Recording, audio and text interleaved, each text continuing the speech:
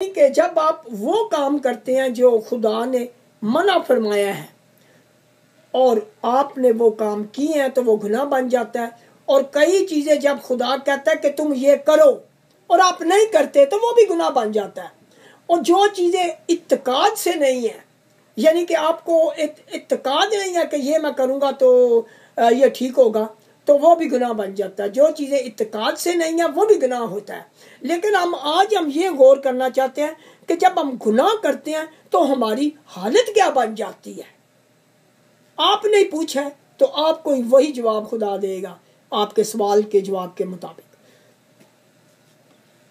Romeo 6 बाब 13 से 14 आयत देखें तो आपको खुदा वही बताएगा जो अभी पहले से आपको बताया गया है कि जो खुदा ने मना किए हैं चीजें वो करेंगे तो आप गुनाह का मुर्तकिब हो जाएंगे।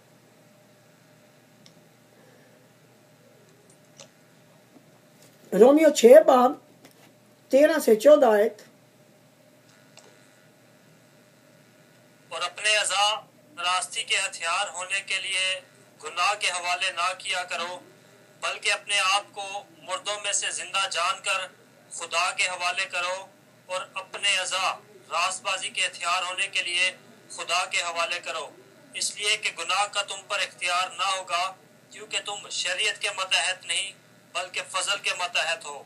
आमीन। यानी यहाँ तो ये लिखा हुआ कि आप तो शरीयत के मतहत ही नहीं हैं, आप तो फजल के मतहत हैं। आप कैसे फजल के मतहत बनते हैं? आप शागिर्द बनना पड़ेगा आपको। अगर आप शागिर्द हैं तो ये 8 बाब के मुताबिक 16 आयत के मुताबिक आप पर शरीयत लागू ही नहीं होगी। ये तो बहुत भेद की बात है, लेकिन लोग आज तक समझ नहीं सके और लोगों ने शागिर्द बनाने की कोशिश भी नहीं की। जब साधु लोग और वो ऐसे लोग जो शागिर्द बनाते थे उनको बुरी नजर से देखा जाता था, इसलिए बिद्दत बन चुकी थी कि शागिर्द बनाने की बिद्दत थी। लेकिन आप देखते हैं कि यही खुदावंद का ऑर्डर था, उसी ने ये ऑर्डर दिया था, हुक्म दिया था, कभी जाओ सब कौमों को शागिर्द बनाओ। तो शागिर्द तो हम बना ही नहीं रहे और फिर हम शरीयत के मुताबिक हो गए हैं। हमें हर चीज करनी पड़ेगी, फसा मनानी पड़ेगी, इसके अलावा खैमों की ईद भी मनानी पड़ेगी, सब चीजें करने पड़ेंगे, लेकिन आप तो कोई भी नहीं करते इनमें से। अगर आप शरीयत के मुताबिक हो तो फिर तो करना पड़ेगा आपको सब कुछ।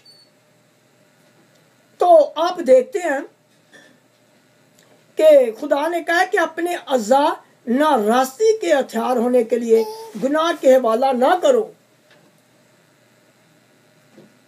यानी कि आप अपने हाथों को अपने अच्छे कामों में, अपनी नौकरी में इस्तेमाल करें, अपने जो काम है आपका वर्क करते हैं जो, उनमें अपने हाथों को इस्तेमाल करो, ना कि आप चोरी करें या अपने हाथों को गलत इस्तेमाल करें, लोगों को मारना शुरू कर दें। खुदा का मकसद यह है कि वो हथियार जो आपके अज़ा हैं उनको गुनाह के हवाला ना करो, और कुछ नहीं है तो घर में ही मारना शुरू कर दिया सब कोई, बच्चों से लेकर बड़ों तक, तो ये तो गुनाह हो गया ना हमसे। यानी कि ये चीज़ें हमें सोचनी पड़ेंगी कि हम सिर्फ हमारा ज़हन जो है कुछ और सोचता ज़्यादा था, ये नहीं सोचता कि खुदा हमसे क्या बोल रहा है। कहता है बल्कि अपने आप को मुर्दों में से जानकर, जिंदा जानकर खुदा के हवाले करो। यानी जब आपने पानी का बपतिस्मा यीशु मसीह के नाम से ले लिया, पाक रूह मिल गया गैर ज़बानों के साथ, तो फिर आप तो जिंदा हो गया, रूह जिंदा करने वाली है। अल्फाज जो है वो मुर्दा है, लेकिन जिंदगी जिंदा करने वाली रूह है।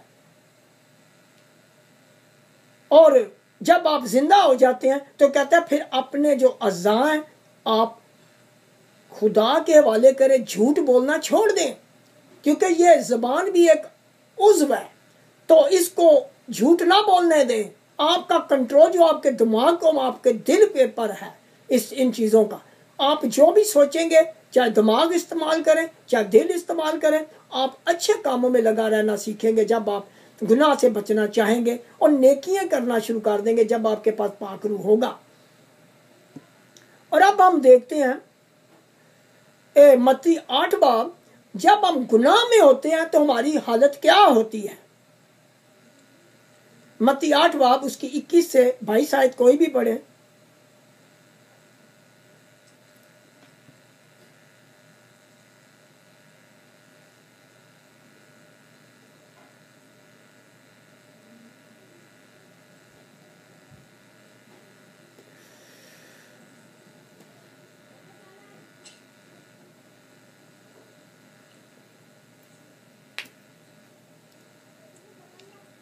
थी 8:21-22।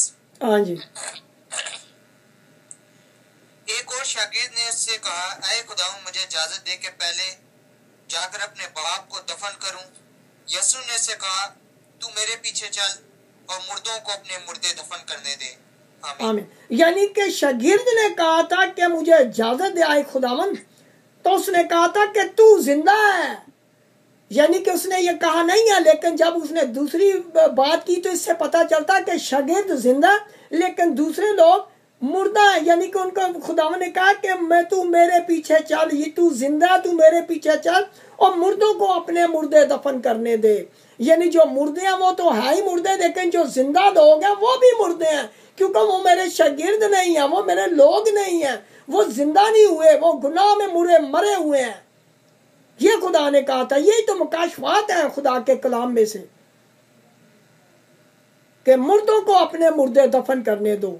यानी जब हम गुनाह में होते हैं तो मुर्दा होते हैं, रूहें हमारी मुर्दा होती हैं, सिर्फ हम चलते फिरते ज़ॉम्बीज़ होते हैं। जैसे ज़ॉम्बीज़ नहीं है, ये ज़ॉम्बीज़ हैं, यानी कि उनके अंदर जिंदगी नहीं है, वैसे ही चलते फिरते हैं। और ज़बूर 115 में देखें, 17 से 18 आयत देखें कि जो मुर्दे हैं वो खुदा की सताइश नहीं कर सकते। बड़े लोगों ने, यहाँ खुदा के लोगों ने दुआएं किया कि खुदावंद मुर्दे तेरी सताइश नहीं करते। ये आयत है ज़बूर 115 उसकी 17 से 18 आयत, कोई भी पढ़े भाई।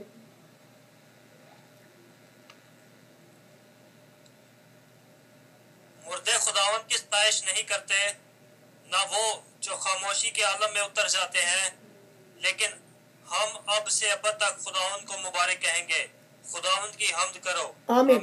यानी जिंदा लोग तो खुदावंद की हम्द करेंगे, क्योंकि वो जिंदा हैं, वो खुदा को जानते हैं, वो नए सिर से पैदा हो गए हैं। और जो मुर्दे हैं वो खुदा की सताइश नहीं करते, चाहे वो जिंदा हो। और जो मुर्दा यानी कि जो कब्र में जा रहे हैं, उन्होंने क्या खुदा की सताइश करनी है, वो तो मुर्दा है।